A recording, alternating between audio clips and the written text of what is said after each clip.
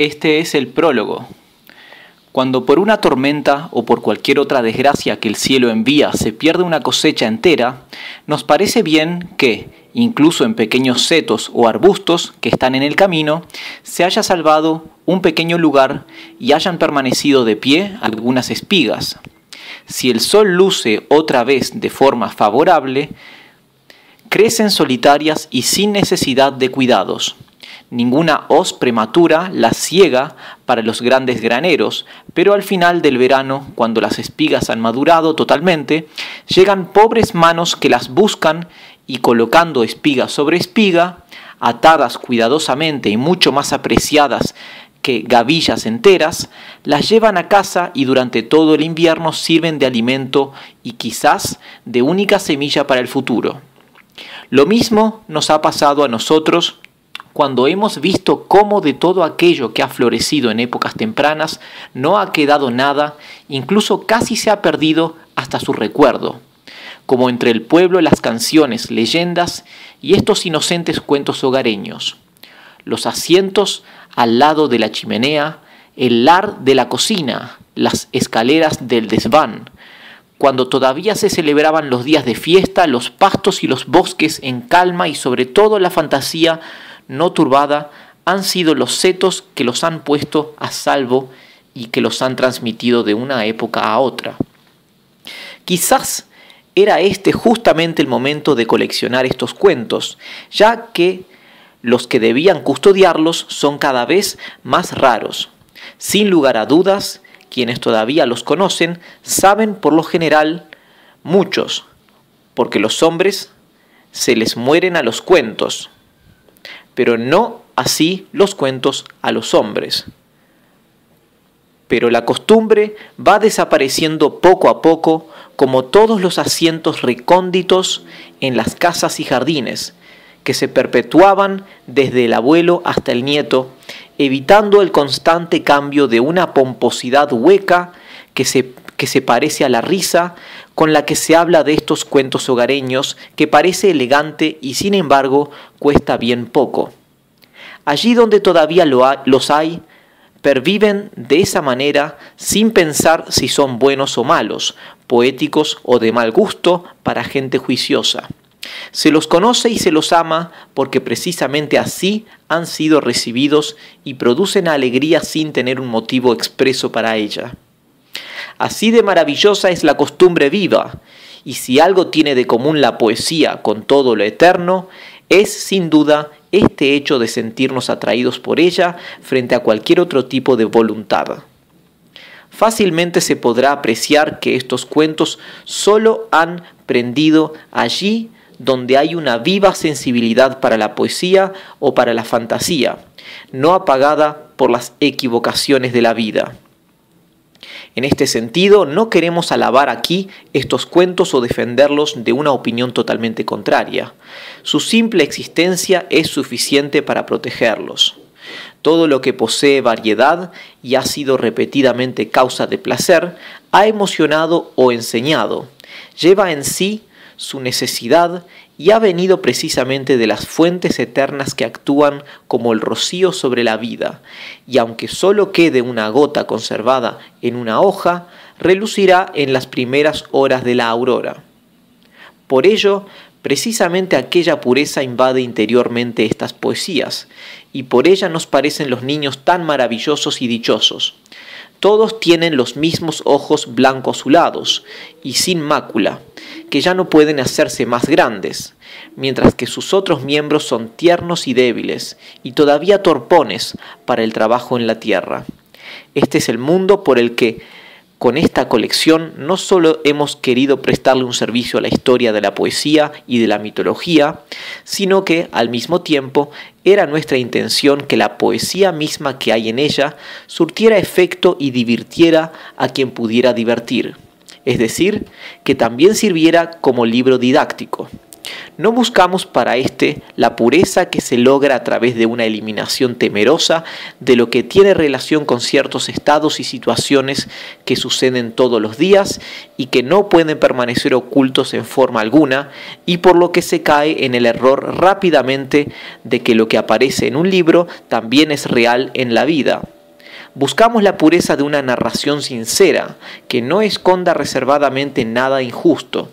Por eso, en esta nueva edición, hemos borrado cuidadosamente toda expresión no adecuada para la infancia. Si a pesar de todo, alguien objetara que esto o aquello pone en apuro a los padres y que les parece malsonante, de forma que no quisiera dar el libro a los niños, y quizás en algunos casos sea cierta esta preocupación, pueden hacerse entonces y de forma rápida una selección. Sin embargo, en conjunto y para un carácter sano es verdaderamente innecesaria. Nada mejor puede defendernos que la misma naturaleza, la cual ha dejado crecer estas flores y hojas con tal variedad de colores y de formas. Si a alguno no les son de utilidad por sus determinadas necesidades, no por ello puede exigir que deban ser coloreadas y cortadas de otra manera. O también, la lluvia y el rocío caen como un bien providencial para todo lo que hay sobre la tierra. El que no confía en colocar sus plantas para que sean regadas por ellos, porque sean muy sensibles y puedan sufrir algún daño, sino que prefiere regarlas con agua templada en la habitación, no puede exigir que el rocío y la lluvia tengan que desaparecer. Provechoso puede llegar a ser todo lo que es natural, y eso es lo que debemos procurar. Por lo demás, nosotros no conocemos ningún libro sano y recio que haya enseñado al pueblo, empezando por la Biblia, donde no aparezcan tales inconveniencias en mayor o en menor medida. El uso recto no encuentra nada malo en ello, sino que, como dice un bello dicho, es un testimonio de nuestro corazón. Los niños interpretan sin miedo a las estrellas, mientras que otros, siguiendo la creencia popular, hieren con ello a los ángeles. Hemos coleccionado estos cuentos desde hace aproximadamente 13 años. El primer tomo, que apareció en 1812, contiene en general lo que habíamos recogido poco a poco por transmisión oral en Hesse y en las zonas del Meno y Kinzig, que pertenecen al condado de Hanau, del que nosotros procedemos.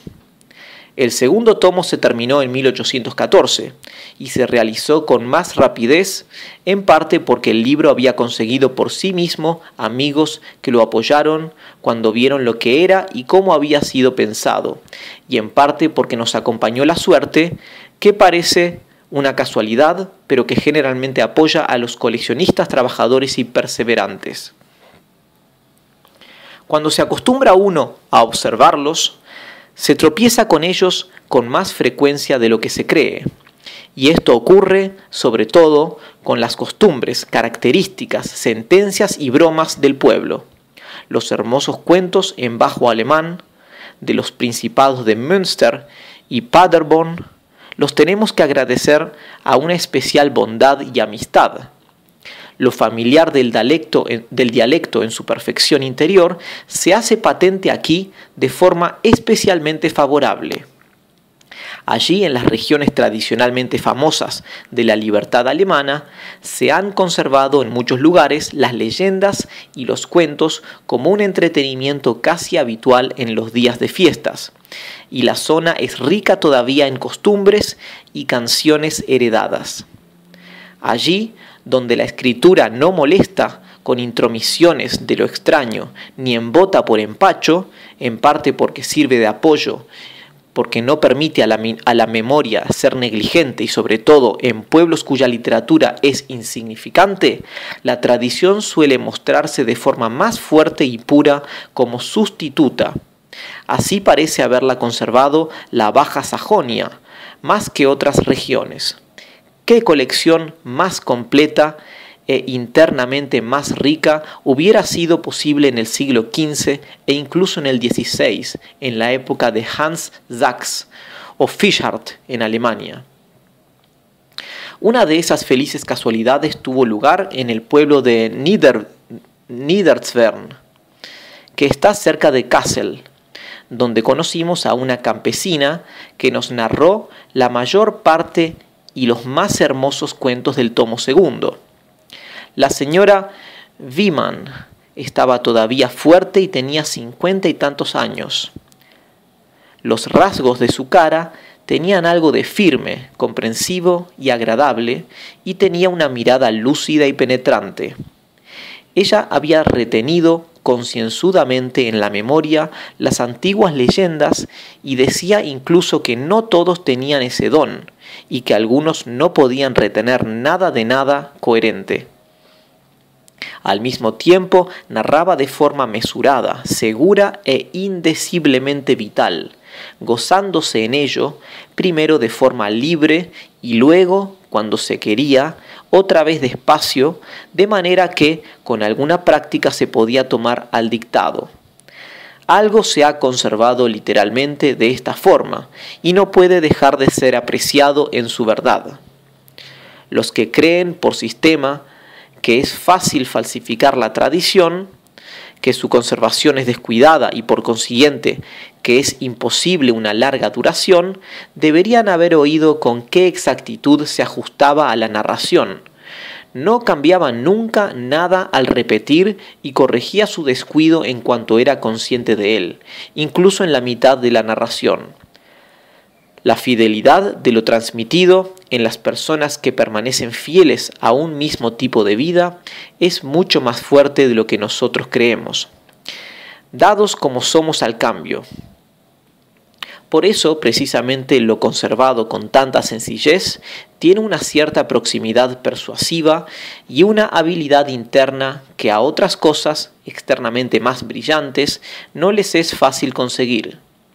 El fondo épico de la poesía popular se parece al verde que se extiende en diversos matices por la naturaleza y que llena y dulcifica la vista sin cansar nunca.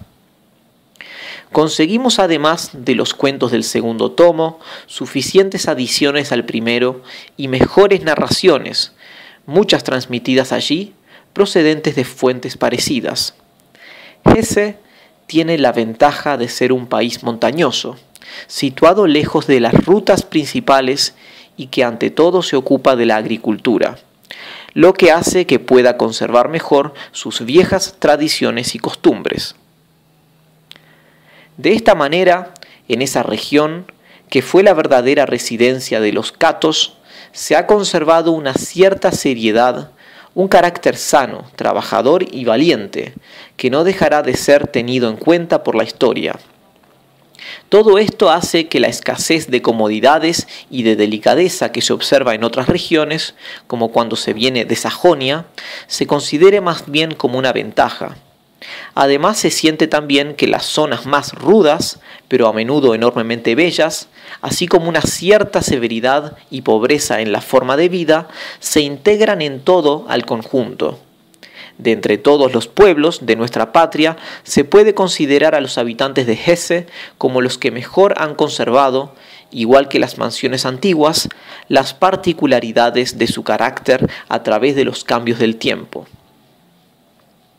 Lo que hemos ganado hasta ahora para nuestra colección, hemos querido incorporarlo a esta segunda edición del libro. Por ello, ha sido casi reelaborado el libro primero. Se ha completado lo que estaba incompleto, algunas partes se han contado de forma más sencilla y pura, y no podrán encontrarse trozos que no hayan sido mejorados. En contraposición, se han introducido textos nuevos, entre ellos los de Austria y la Bohemia alemana, de tal manera que se encontrarán partes hasta ahora totalmente desconocidas. Las aclaraciones ocupaban anteriormente escaso espacio. Dada la gran amplitud del libro, hemos tenido que destinar para ellas un tercer tomo.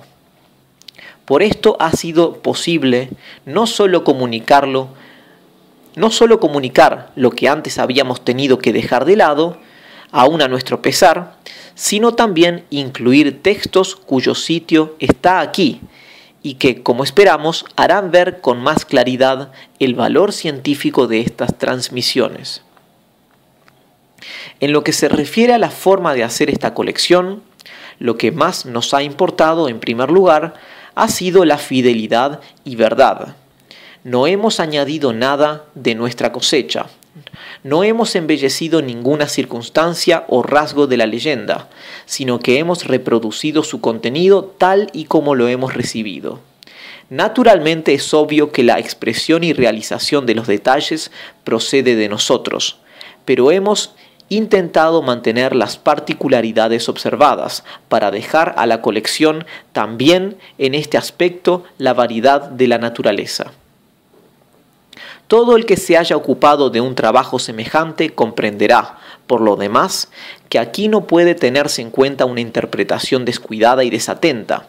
Por el contrario, se necesitan una atención y un tacto que solamente se alcanza con el tiempo para distinguir lo sencillo, lo puro, pero perfecto en sí, de lo falseado. Diversas narraciones las hemos transmitido como una, cuando se completaban entre sí, y cuando para su fusión no había que prescindir de contradicciones.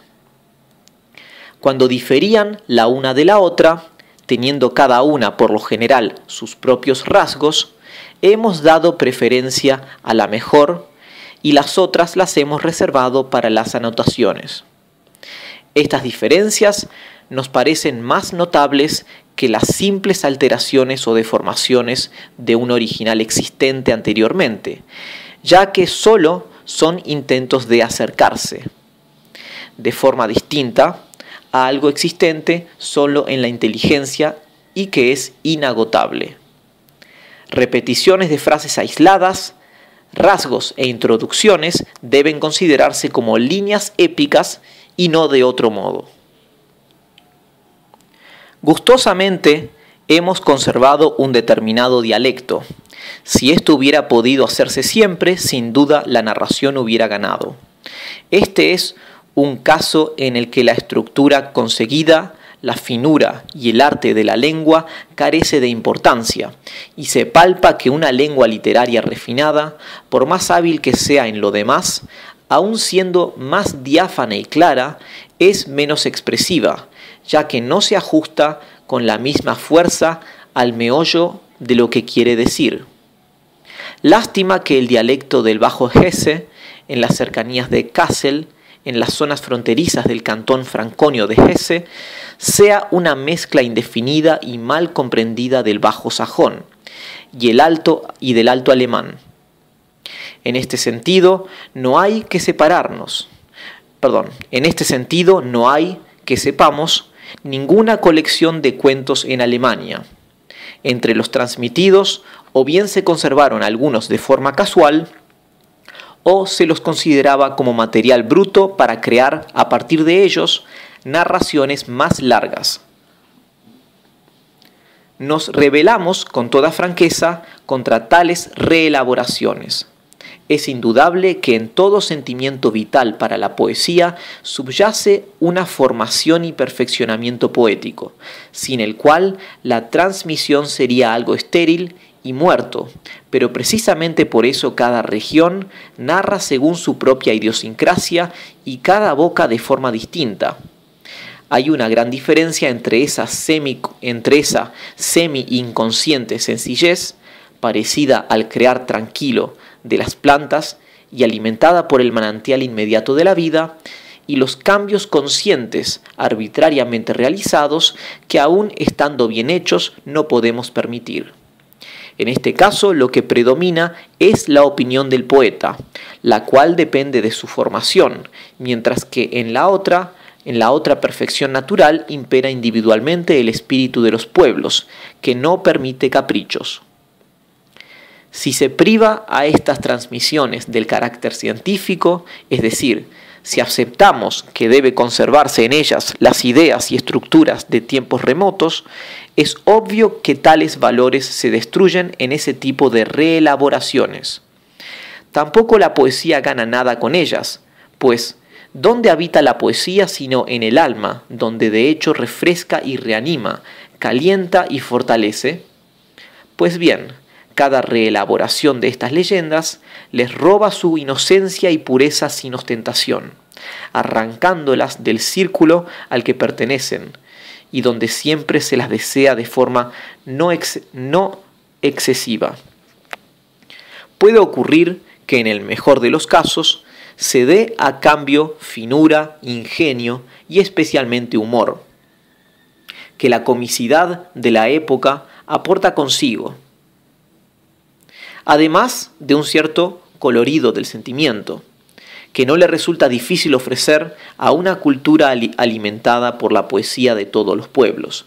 Pero este don tiene más de sombra que de utilidad. Piensa más en el oír y leer individual, a los que se ha acostumbrado nuestra época, y concentra y agudiza, a cambio, la irritación, ya que en el chiste nos cansa la repetición, mientras que lo perdurable es algo tranquilo, sosegado y puro. La mano experta de tales reelaboraciones se parece a aquella que tenía la desgraciada virtud de convertir en oro todo lo que tocaba, incluso las comidas, de tal modo que no puede darnos de comer ni de beber en medio de su riqueza. Incluso allí donde la mitología con sus imágenes tiene que adquirirse a fuerza de imaginación, cuán frío, interiormente vacío y sin forma parece todo a pesar de las mejores y más rotundas expresiones. Por lo demás, todo esto se dice contra las reelaboraciones que tienen la intención de mejorar y de hacer más poéticos los cuentos, no contra la apropiación de una libre interpretación de los mismos, de poesía que pertenece plenamente a la época. Pues, ¿quién puede poner fronteras a la poesía? Hemos dejado el libro en manos generosas. Al mismo tiempo pensamos en la fuerza colmada de bienes que hay en ellas, y deseamos que este libro quede absolutamente fuera del alcance de aquellos que no permiten a los pobres y humildes las migajas de la poesía. Firmado Kassel al 3 de julio de 1819. En esta tercera edición hemos incorporado un número de cuentos a la segunda parte, entre los que hay algunas que se distinguen por estar en dialecto suizo. De este modo se aproxima un poco más, en la medida de lo posible, a una colección completa. Además, muchos de los cuentos anteriores han sido reelaborados otra vez y completados y enriquecidos mediante adiciones y rasgos sueltos sacados de narraciones orales. La tercera parte, cuyo contenido se remite al uso científico de la colección y por ello podría encontrar acceso en círculos más estrechos, no se ha reeditado porque todavía hay ejemplares disponibles en la librería Reimer de Berlín.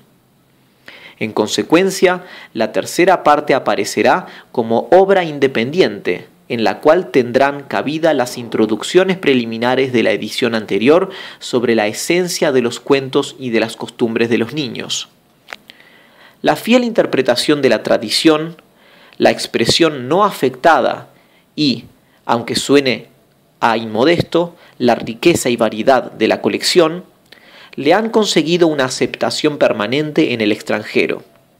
Entre las diversas traducciones merece destacarse la inglesa, por ser la más completa y también porque la lengua emparentada con el alemán se expresa con más exactitud. En 1825 hicimos una edición en un solo volumen que contenía solo una selección de cuentos pensando en aquellos que no consideraban ciertos cuentos adecuados para niños. Esta selección ha sido reeditada en 1836 y 1837. El valor científico de estas transmisiones se ha comprobado de forma a veces asombrosa en antiguas leyendas de dioses, y la mitología alemana ha tenido no raras veces la ocasión de volver sobre el particular e incluso ha encontrado en su ha encontrado en su coincidencia con los mitos nórdicos una muestra de las primitivas relaciones. Si la benevolencia hacia nuestro libro continúa, no faltará por nuestra parte un cultivo sucesivo. Firmado Gotinga, 15 de mayo de 1837. Nos alegra que entre los nuevos textos añadidos a nuestra colección aparezca uno de nuestra región de origen, el hermoso cuento El tiempo de la vida. Se lo contó un campesino de Zwern a un amigo mío con el que, al aire libre, había iniciado una conversación. Como se ve, aún no ha desaparecido del todo la sabiduría en la calle. Firmado Kassel, 17 de septiembre de 1840. Esta quinta edición contiene otra vez un número significativo de cuentos nuevos. Los otros han sido reelaborados siguiendo una transmisión más íntegra o han sido completados. Desde la aparición de la colección se han ido añadiendo sucesivamente más de 50 textos. El gran dibujo lleno de sentido de La Bella Durmiente, hecho por Neureuther en Múnich en 1836 y grabado al aguafuerte por él mismo, muestra la influencia de estas poesías en las artes plásticas. También hemos visto graciosos dibujos de Caperucita Roja. No menor mención merecen los bonitos dibujos de diversos cuentos hechos por Franz Pozzi. Aparecieron en Múnich Blancanieves en 1837, Hänsel y Gretel en 1838, El judío en el espino, con el título de El alegre cuentecillo del pequeño Frieder en 1839, y por último, El cuento del que fue a aprender lo que era el miedo, sin cita de año. Nuestra pequeña edición ha vuelto a ser publicada en 1839 y 1841. Firmado Berlín al 4 de abril de 1843. También la sexta edición se ha visto aumentada con nuevos cuentos y, en ciertos detalles, ha sido completada y mejorada. Todo el tiempo me he esforzado por incluir dichos y refranes típicos del pueblo, a los que yo siempre presto atención, y quiero poner un ejemplo. El campesino, cuando quiere expresar que está contento con algo, dice: «Esto tengo yo que alabarlo por encima del verde trébol». Y toma para ello la imagen del trébol bien crecido y que reverdece de nuevo, cuya vista le alegra el corazón. Ya poetas en alto alemán lo ensalzan con este sentido. Firmado Hermannsdorf en Silesia, 30 de septiembre de 1850. A la séptima edición se ha añadido un cuento del siglo XV, y otros 3, tomados de tradición directa, suplen a unos cuantos que han sido eliminados, como ya se había hecho constar en la nueva edición del tercer tomo, por ser de procedencia extranjera. Allí encontraron las citas bibliográficas que generalmente seguían a esto su lugar adecuado. Firmado Berlín al 23 de mayo de 1857.